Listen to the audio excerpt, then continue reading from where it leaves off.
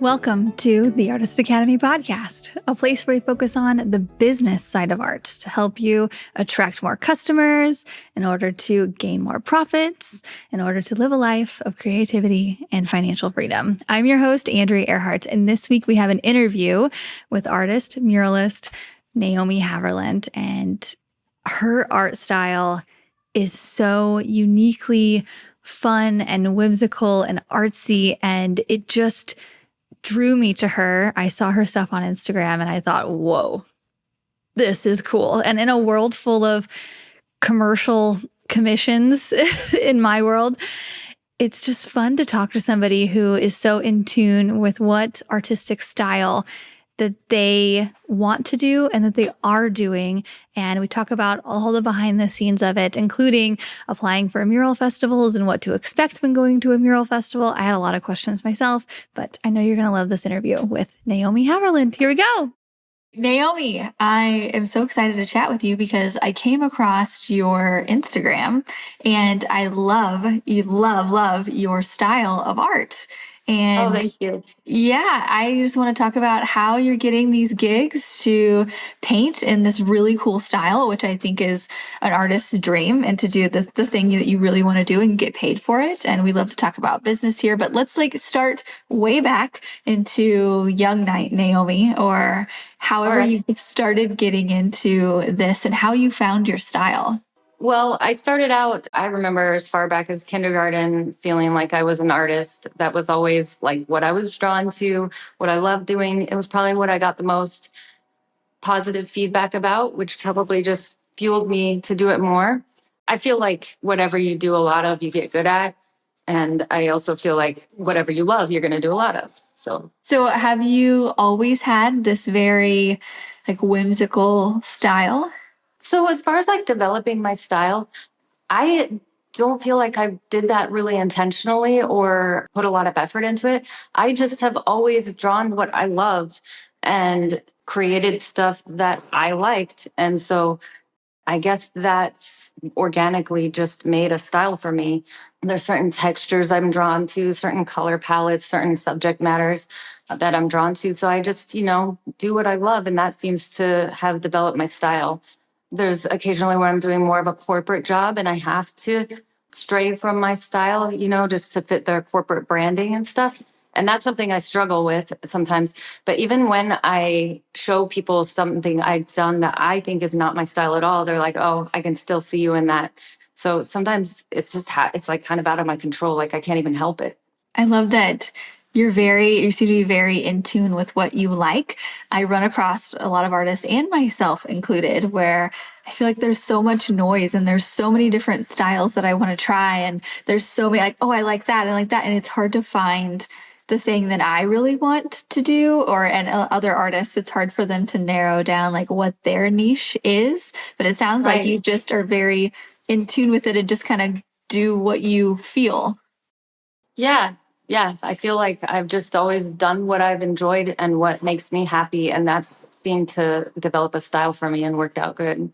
So I noticed you were at some mural festivals, and what other kind of customers are hiring you to do your very cool, unique style that you do? It's like a very 3D fun type of thing. And I'm like, okay, how can I get people to hire me to do fun stuff? Who's hiring you? There is a lot of corporate jobs I get that aren't really looking for my style. They're just looking for my skills. And I'm really grateful for those because they do fill in the gaps. But as far as my style, when someone's hiring me to do a Naomi piece, that would be festivals, city funded projects that I've put in applications for. And then sometimes this one is just a private, the one I'm doing right now, I'm in Washington. And it was just a private condo owner that looked through a bunch of artists and happened to see my style and liked it and contacted me. Yeah, I think that just getting a lot of exposure out there helps me to be on people's radar.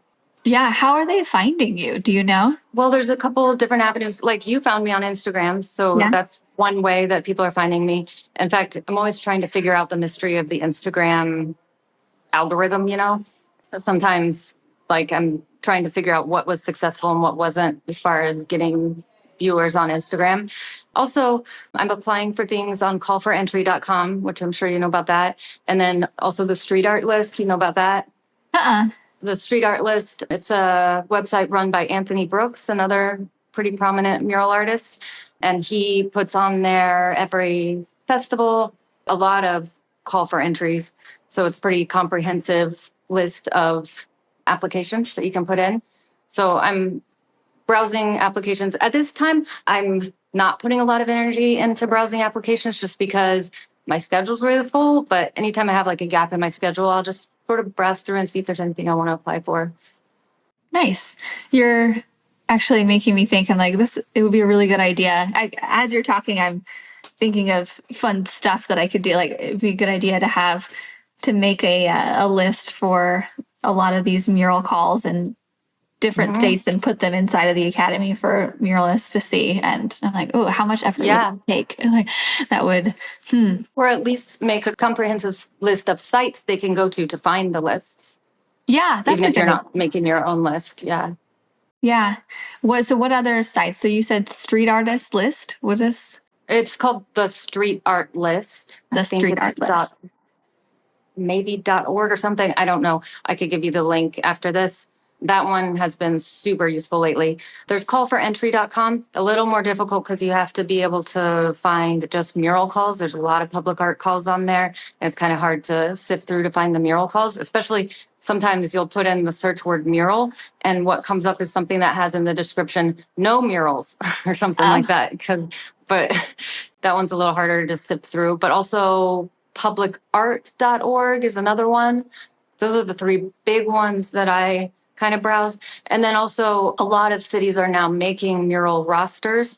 So if you get on those rosters, they'll specifically send out calls to you, which is how I've gotten a few of my big city jobs lately. Nice. Okay. Yeah. I actually just got on a mural roster recently. And yeah, that was also a really good idea. So what kind of cities, like what cities have you been hired by lately? I've been hired by the city of Tampa a few times. I've been hired by the city of Clearwater, Florida, city of St. Petersburg, Florida. Are you from Florida originally? Yeah, I live in Florida. I live in Orlando. So I do a lot of work. But interestingly, I travel to Tampa area to do most of my murals, which is like 2 hours from Orlando. And I've had a lot of trouble getting work in Orlando.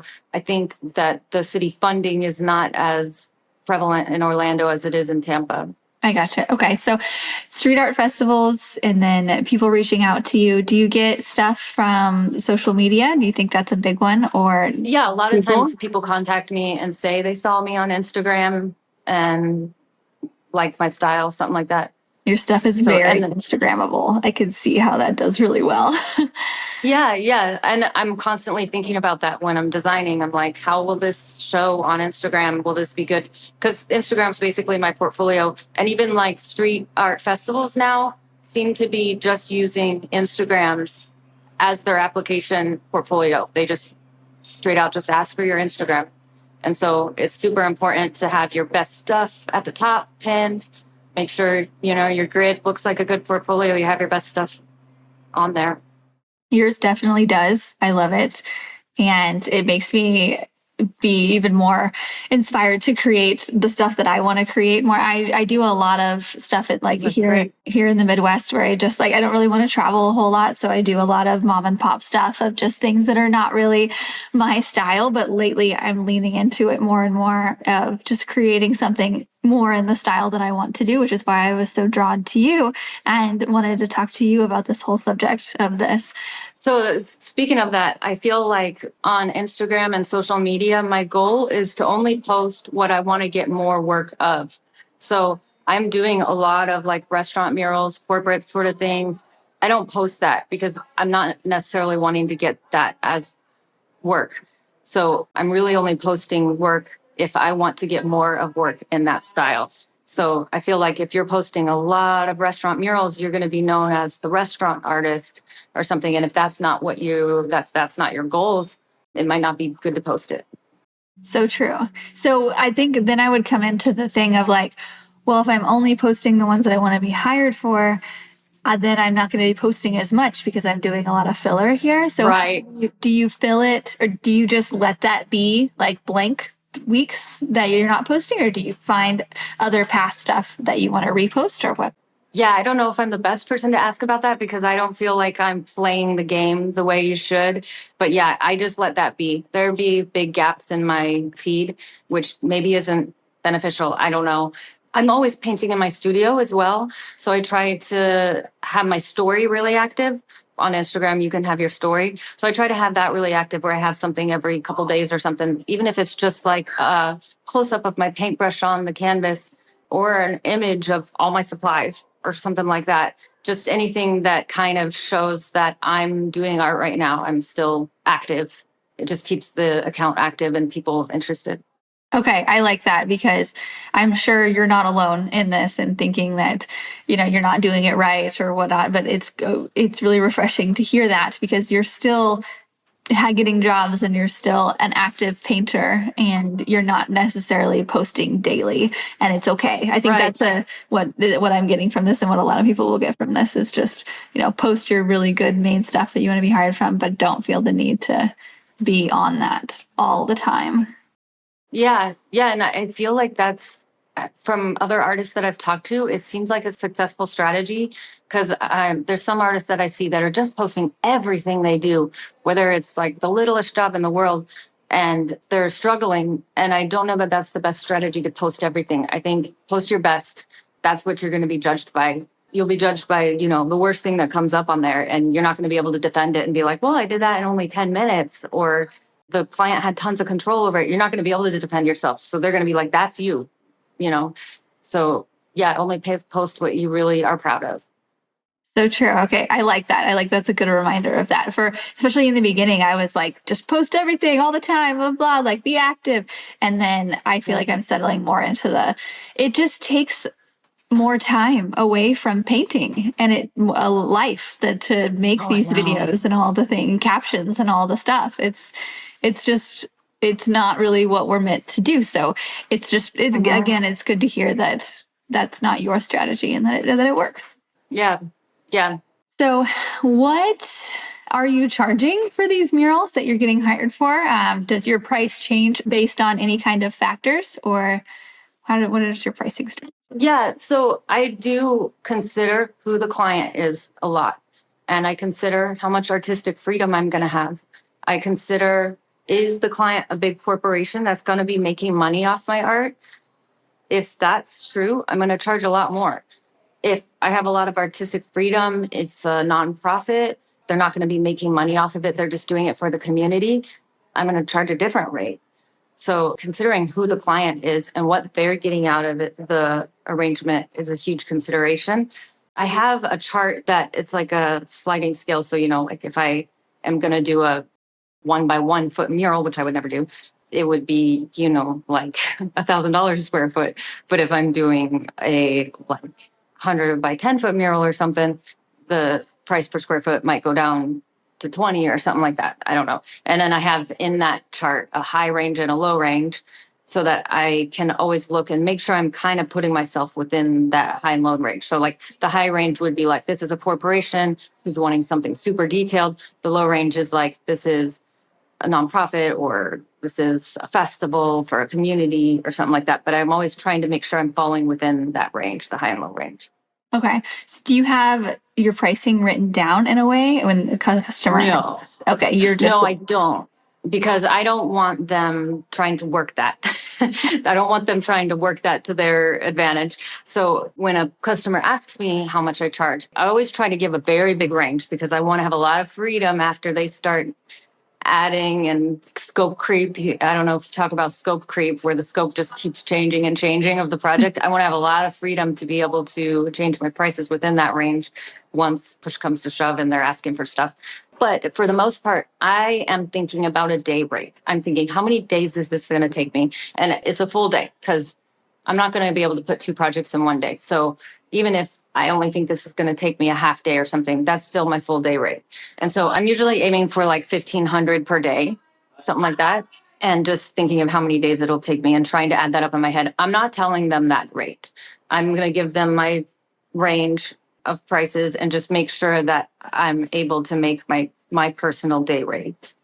Because I don't want them to be like, oh, this actually only took you 3 days, not 5 days, or something like that, and think that they can use that scale as a pricing measure. No, I'm going to give them a price, and I'm just trying to fulfill what I need from it. But whatever the price is, that's the price for them.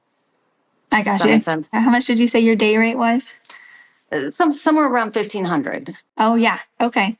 That's very similar to mine anyway. That's if I'm out there painting for $1,500 a day, I'm happy. Sometimes it's a little more, sometimes it's a little less. But Totally, yeah. And I feel like some of the like big corporate jobs sort of subsidize the smaller jobs where I have more artistic freedom. Like sometimes I'm making way more than my day rate and I'm like, this is great. But sometimes I'm making less, but I'm like, I'm going to get a great picture for my portfolio. I'm getting to do an image that I've wanted to do. This is going to progress. It's going to get eyes on it and it's going to progress my career. So, stuff like that. do you have images like in your back pocket or in your sketchbook or things that you're like, oh, I have this fun idea and I've sketched it out or in some way and you want to do it on a wall? Do you have any of those like ready? Yeah, I have like designs I've done on my iPad because whenever I'm designing for a client or something, I'm giving them a couple options. I'm like, we could go in this direction or this direction, and sometimes like I'll have one where they rejected it, but I like loved it, and I just keep it there in my iPad. And then when I have some artistic freedom, I could be like, oh, let's go back to that. Like a lot of my best murals were actually rejected from other murals. If you look on my Instagram, one of my favorite ones is like there's some seahorses with a girl like looking at the seahorses. That one was rejected from one project. And then when I got the new project, they gave me artistic freedom and I was like, I want to go back to that one. So yeah. Love it. Love it. What are some ideas that you have right now that are things that you want to do? What are things that I want to do Yeah. like in the future? Yeah, like if I could give you a really big wall today and pay you really well for it, but I'd say you can do whatever you want and it'd be a good day. What would you paint on the wall? Oh, dang. Oh, okay. Well, I've had this image that I've wanted to do, and it's like these chubby mermaids that Oh, are like playing with fish. As you might know, like larger people, clients are never really too keen on having me paint that. But I think these larger mermaids that are like swimming through the water, I think it'd be really whimsical and cute. So that's one that I've had in my back pocket. I would like to maybe explore. I just did an embroidery technique on a brick wall in Virginia, and it looks like there's like flowers embroidered onto the brick. I'd like to explore the embroidery technique, but maybe with portraits or something that's not typically embroidered. So that's something I've been sort of like exploring in my head. And then I don't know, I've just been thinking about different textures. I'd like to play with more shiny textures, maybe iridescent textures, stuff like that. So I have to wait. It's like I know when I see a wall, that's when I'm like, okay, that's a good wall for something. But it's like until I see a wall, it's hard to have an inspiration for something. yeah, definitely. Okay. How do you get an iridescent texture? Is there a paint that's like an iridescent or are you painting it in such a way Oh, where there's an iridescence to it? right. No, not iridescent paint. I don't mean that. I don't like to use textured paint or like chrome or not chrome, but like glitter paint or something like that. I don't like that because it doesn't photograph well. Like it could catch the light in a certain way one time and not another time. But yeah, just painting it to make it look like it's actually iridescent, like using the different colors and everything and reflections and diffused lighting and all that sort of stuff. Awesome. Okay. So when I went to your Instagram profile, you have one pinned at the top where it's a fish and you have a bunch of bubbles around it. Really cool. I was like, duh, I want to do something like that. How long did something like that take? And then how did you paint it? Was it spray paint or? I actually have not gotten into spray paint at all, which I sometimes wonder if I should because it could speed along my process. I feel like maybe the learning curve is holding me back. I just am like avoiding the learning curve for that. But it is something I'd like to at least learn a little bit more just so that I have that in my wheelhouse. So I do all brush work. I do have a sprayer that I use for backgrounds, like a big sprayer, like an industrial size sprayer that I use for backgrounds. Sometimes if I want to get a big background gradient, I'll use that sprayer. But for the most part, I'm all brush all the time. But for that one, and specifically, it's called Senor Bubbles. I actually 3D modeled the balls using Nomad Sculpt. It's like a sculpting program for the iPad. I wanted to learn 3D modeling and I tried to learn Blender, but it was like so complicated and I kind of gave up. So then I started using Nomad Sculpt, which has been so useful for figuring out lighting for different shapes. It's just a little more intuitive and easy to learn than Blender. And you can like, make a shape, any shape. Like the balls were the easiest shape to make. It was just like pre-made or whatever. And then you can change different lightings and different colors on the balls, different textures and stuff, and just figure out. So I just made a bunch of different colored balls, made them slightly metallic, and then put different colored lighting on them. And that gave me the reference for that painting. And then I added the man and the fish in as well and just sort of collaged it together. And then I just did it with a brush. Love it. Okay, wait, how are you getting the reference photo for the fish and the man on there too? Because I also love the whimsical stuff, and it's like, how the heck do I get, a reference photo of a star flying through a moon with a bunny on it? Like, it's, yeah. So something that complex, I would always collage together. I could never find a reference that has my image all put together. So I'm like 3D modeling some parts of it, pulling it into Procreate, grabbing Google Images for some parts of it, using AI like Midjourney to find a reference of a flower or whatever and pulling that in. But I'm always collaging it together in Procreate. It's hard to even on AI have it produce the entire image for you, like, and have the whole composition. Like I'm still composing the composition. I'm collaging and composing the composition. AI, I wouldn't have enough control, but you can use AI to find those specific references. So I think the fish, I think I had Midjourney create that fish. And then I found like a vintage image of a man and collaged it on top of the fish. And then sort of drew in a little shadow to make it look like they were interacting. And then pulled in my images from Nomad for the balls and collaged that all together. Love it. And then like my little trick is always to do a cast shadow to try to make it pop. Like that's like sort of a simple thing that has a big impact. Okay, a cast shadow. So like on the wall slightly behind, you do like a little bit of shadow darkness or on the ground floor or? Oh no, like, yeah. So if you look at that picture closely, you'll see behind each ball, there's a shadow to make it look like the ball's like just sitting against the wall. It's sort of a trompe l'oeil effect, but it just really creates a sense of depth. Okay, love it. The fish one, I think I spent 5 days on.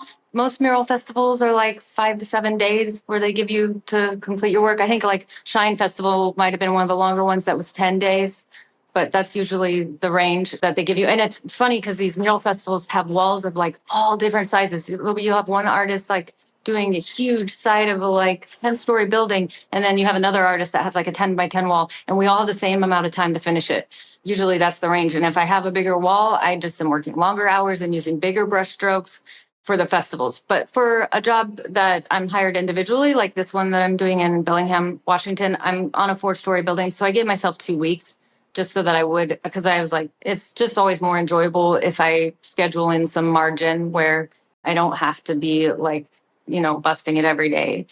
So I've got some extra time on this one. Yeah. I have just started this year applying for mural festivals. Like, cause like I said, I just do like mom and pop stuff and just every once in a while I'll do like a big corporate thing, but mostly I just haven't really found my style and like just started dabbling in spray and like all the things. And so I've just started applying. And so I'll probably do one at some point this year or next year. What can I expect at a mural festival? How many festivals have you done? Well, you said that they're usually several days. Like, what are your hours? Do you sketch beforehand? Like, can you walk me through the step by step of that? Well, all mural festivals are a little different. So I sometimes don't know what to expect, but I guess the one thing I can expect from a mural festival, which I love and which keeps me coming back, is the community of artists. The community of artists and the community of people in the location you're at.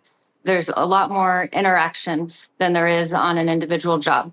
And what I love about it is that I learn so much at these festivals because I'm going and seeing what every other artist is doing, how they're doing things differently than me. We're like bouncing the ideas off of each other, giving each other feedback along the way. I love mural festivals where we're actually like all really close, like on the same alley or something like that, where we're all like super close, where we can really be interacting, like maybe even talking while we're on the list, like we're that close together. That would be like my ideal mural festival. Sometimes you're all over town and just getting together at night for the events, like the meals or something like that. But even when we're all over town, I make a big effort to check in on the artists periodically, just so that I'm connecting with everybody. I feel like it's really good to connect with other artists just for learning their techniques, but also for networking. They might know of other opportunities. They might know of just other things that are beneficial to pick up along the way. Also, when there is a mural festival, it's usually been promoted within the community to the people that live there, and the town, they kind of get hyped ahead of time. And it's really fun to see that excitement from the people that live there and to like try to live up to their expectations. And it's always really exciting to get their encouragement and get their feedback and, talk to kids, talk to families, all the people that are there enjoying the mural. Love it. Okay. As I'm thinking about like, okay, so if I were to go on a mural festival, it would be fine if I just went around and I was like, hi, I'm Andrea. I just wanted to meet you. Like it's not going to bug them, I guess. No, I don't think so. I think people love mural festivals for that reason. And you could tell them about your podcast. They probably have heard of it. And so they'd probably be really excited to meet you. Like, I think it's fun when I'm at a festival and I meet an artist that I've been like following for a long time and finally meeting in person. Like, that's really fun. Oh yeah. Oh man. Now you have me thinking. I'm like, this would be really great to go to a mural festival and even like. Do you think I would have time to podcast with the artist like after the day is over or before we started the day, or would that be better to schedule it after? Is there so much going on in a mural festival that you're kind of like dead by the end of the day and just completely booked up every bit of it, or is there some time? Sometimes it's a little bit of both. Okay. Sometimes I've gone to a mural festival and I had the smallest wall and I just had tons of extra time. There's been other times when I like planned something a little too ambitious and I was really stressed out. But I don't know. Do you know about Vantage Point Radio? No. That is a podcast that's their thing. They just go to mural festivals and broadcast from the mural festival and interview a different artist each time. So obviously it's doable. They're doing it. Especially if you're doing it like at night, like when it's dark, when you can't be painting anyways. Well, some artists bring their lights out and do it in the dark. I can't do that. But if you're doing it like after hours, after working hours, people will probably be totally down for it. Okay, cool. This is a whole side of like the mural art world that I haven't dabbled into, so I'm just super curious about the whole thing. But they're pretty fun. I mean, do you get paid for most of them, or is it like a small fee, or like what's the commission rate for these mural festivals that in your experience? They're definitely a smaller rate than an individually hired job, but they make up for it in artistic freedom usually. Sometimes the festival isn't really aware that they shouldn't be able to have too much control over the design if they're not paying you your going rate. You know what I'm saying? Most of the time, the more established festivals, their structure is that they're getting businesses to donate a wall, and the business gets a free mural out of it.